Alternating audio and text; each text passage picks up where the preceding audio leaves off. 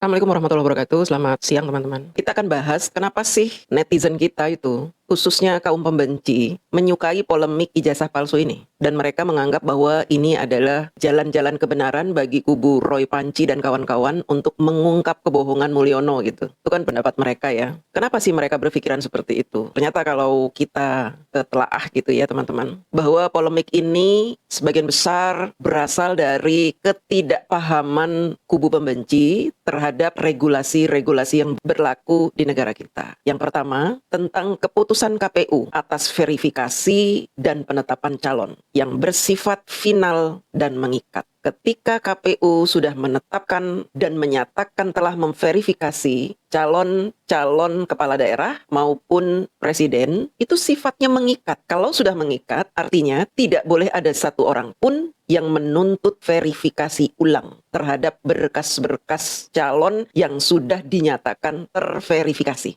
Nah, para pembenci ini tidak tahu tentang hal ini. Mereka tidak paham, sehingga mereka barbar menuntut Pak Jokowi untuk menunjukkan ijazahnya. Untuk itu, kita perlu mencerdaskan mereka di video ini. Keputusan KPU tersebut terdapat di Undang-Undang Nomor 7 Tahun 2017, Pasal 178. Nah, keputusan KPU ini bisa gugur ketika digugat ke MK dan MK mengabulkan. Atau melalui Bawaslu untuk kepala daerah. Jadi karena Pak Jokowi itu presiden, maka bisa gugur keputusan KPU ini ketika digugat ke MK dan MK mengabulkan. Tapi kalau untuk kepala daerah melalui Bawaslu sudah cukup. Kasus ijazah Pak Jokowi ini sudah menghasilkan ketetapan KPU ketika Pak Jokowi mencalonkan diri di Wali Kota Solo selama 2 periode, kemudian di Gubernur DKI Jakarta, dan sebagai Kepala Negara di Pilpres 2014 dan 2019. Kali lagi, keputusan KPU ini yang sudah dilakukan selama 5 kali, itu bersifat mengikat, tidak bisa diganggu-gugat, kecuali ada gugatan yang disetujui oleh MK untuk Presiden, dan oleh Bawaslu untuk Kepala Daerah. Tapi kan tidak ada gugatan yang diokekan oleh MK maupun oleh Bawaslu. Sehingga kita bisa menyimpulkan di awal-awal ini bahwa gugatan yang dilakukan oleh TPUA melalui Bareskrim atau melalui PN gitu ya yang ada di Surakarta maupun di Jakarta, itu semua hanya siasat untuk menjatuhkan value-nya Bapak Jokowi, menjatuhkan moral Pak Jokowi, menjatuhkan harga diri Bapak Jokowi. Ada apa mereka melakukan ini? Tentu ada kepentingan politik di dalamnya. Salah satunya yaitu dendam dari sang bohir dan mafia-mafia dari kubu yang kalah. Tuntutan TPUA terhadap transparansi ijazah Pak Jokowi ini sungguh bertentangan dengan regulasi yang berlaku di negara kita.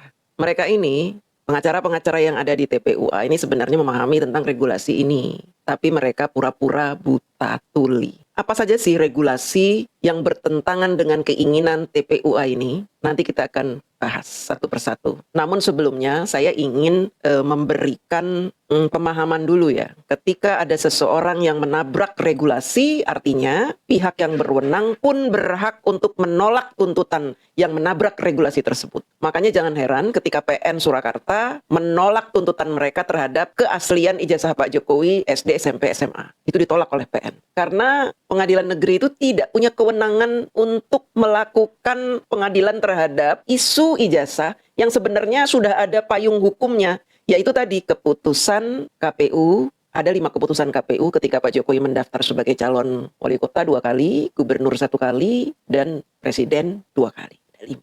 Karena TPUA ini sudah menabrak konstitusi, maka pihak-pihak yang berwenang berhak untuk menolak itu. Dan kita juga tidak perlu heran ketika Bareskrim, Mabes Polri pun tidak menindaklanjuti laporan mereka. Justru yang ditindaklanjuti adalah laporan Bapak Joko Widodo terhadap mereka. Laporan mereka ditolak, di mana-mana ditolak. Ini yang menjadi menarik dan kita bisa ambil kesimpulan bahwa mereka ini memang orang-orang yang hanya ingin melakukan kegaduhan di negara kita. Ketika mereka ditolak karena mereka sudah menabrak undang-undang, mereka berteriak nyaring di medsos-medsos, di media-media podcast mereka. Mereka berteriak nyaring bahkan difasilitasi oleh televisi-televisi yang pro terhadap orang-orang yang menabrak konstitusi ini. Mereka berteriak katanya, PN sudah dibayar Pak Jokowi. Polisi dibayar Pak Jokowi. Kalau Kapolri tidak diganti, kami tidak mau. Kalau hakim-hakim tidak diganti, kami tidak mau. Kalau bla bla bla bla bla bla, ini adalah sebuah pengkebirian suara rakyat katanya begitu. Padahal ini adalah pembodohan publik bahwa pihak berwenang berhak menolak siapa saja yang ingin menuntut sesuatu, justru tuntutan itu menabrak konstitusi gitu loh. Ijazah Pak Jokowi sudah dilindungi oleh undang-undang di dalam keputusan KPU. Berkas-berkas semua berkas-berkas Pak Jokowi SD, SMP, SMA, universitas, ijazahnya itu sudah dilindungi oleh keputusan KPU. Penetapan KPU sebagai calon kepala daerah dan presiden. Sehingga mengikat dan tidak bisa diganggu-gugat. Kecuali tadi yang saya sebutkan di awal ya. Sementara mereka tidak berani menggugat lewat MK karena mereka tahu pasti akan ditolak. Jadi mereka melalui jalur lain, melalui PN, kemudian ke Mabes Polri. Ditolak juga karena PN dan Mabes Polri taat hukum. Negara kita ini negara hukum. Siapapun harus taat hukum. Nah, orang-orang ini ingin membodohi masyarakat supaya masyarakat menolak hukum-hukum yang berlaku di negara kita. Makanya saya ingin memberikan pemahaman. Karena channel saya ini kan menolak disinformasi, fitnah, dan kebencian. Disinformasi inilah yang di video ini akan saya jembrengkan semuanya. Bahwa mereka memberikan informasi-informasi yang salah, menyesatkan. Peraturan tentang ijazah asli. Teman-teman harus tahu ini peraturan tentang ijazah asli. Sehingga teman-teman bisa berlindung dengan menggunakan peraturan ini supaya teman-teman tidak dilecehkan dengan tuduhan ijazah palsu. Ini adalah payung hukum bagi orang-orang seluruh rakyat Indonesia yang mempunyai ijazah asli. Ini perlindungan hukumnya. Ada 6 perlindungan hukum. Yang pertama, Undang-Undang Nomor 27 Tahun 2022 tentang perlindungan data pribadi. Pasal 3 ayat 1. Data pribadi seperti ijazah adalah informasi sensitif dan institusi seperti UGM wajib menjaga kerahasiaannya. Jadi berdasarkan undang-undang ini, UGM wajib menjaga kerahasiaan informasi pribadi terhadap mahasiswanya. Kecuali diizinkan oleh pemilik data pribadi tersebut atau diperintahkan oleh pengadilan. Dan ini tertuang di dalam pasal 28 Undang-Undang Perlindungan Data Pribadi. Itu yang pertama, teman-teman. Yang kedua, verifikasi ijazah hanya boleh dilakukan oleh otoritas resmi seperti Kementerian Pendidikan, Kebudayaan, Riset dan Teknologi via Pangkalan Data Pendidikan Tinggi atau Dikti, atau pengadilan dalam proses hukum sesuai peraturan Menteri Riset Teknologi Pendidikan Tinggi nomor 59 tahun 2018. Yang ketiga, dalam kasus hukum, Bapak Jokowi hanya wajib menunjukkan ijazahnya, ijazah aslinya, kepada hakim atau penyidik resmi, bukan publik, atau pihak-pihak seperti TPUA dan aktivis. Ini termaktub dalam Kitab Undang-Undang Hukum Acara Pidana KUHP pasal 184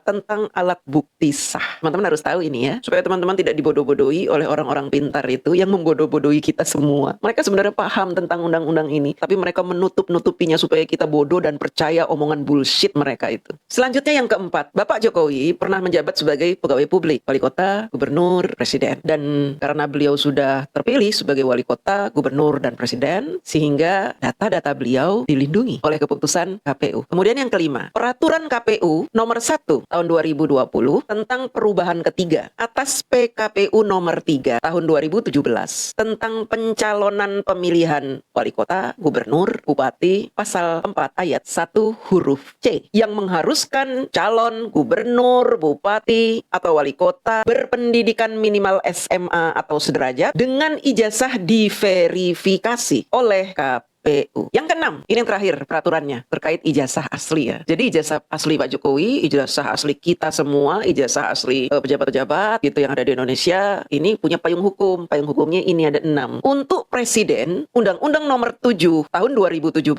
tentang pemilihan umum pasal 169 huruf E mensyaratkan pendidikan minimal SMA atau sederajat diverifikasi KPU melalui koordinasi dengan institusi pendidikan atau PD Dikti. Begitu teman-teman. PD Dikti itu baru di-input data-datanya untuk lulusan mahasiswa di tahun 2003-2004 ya, sehingga di bawah tahun 2000 data-data mahasiswa memang belum ada catatannya di PD Dikti. Dengan mengetahui payung hukum yang berlaku bagi pemilik ijazah asli, maka kita punya hak untuk menyembunyikan ijazah kita manakala ada orang yang tidak berkepentingan meminta kita untuk menunjukkan ijazah asli kita. Jika mereka menuduh ijazah kita palsu, padahal mereka tidak tahu apa-apa tentang ijazah kita, padahal lembaga tempat kita kuliah mengatakan ijazah kita asli, apalagi kita pernah mengikuti pilkada, pilpres, pemilu, dan data-data kita dinyatakan asli telah terverifikasi, maka payung hukum untuk kita itu double-double. Payung hukum KPU, payung hukum undang-undang. Dan KUHP. Undang-Undang Perlindungan Data. Terima kasih teman-teman.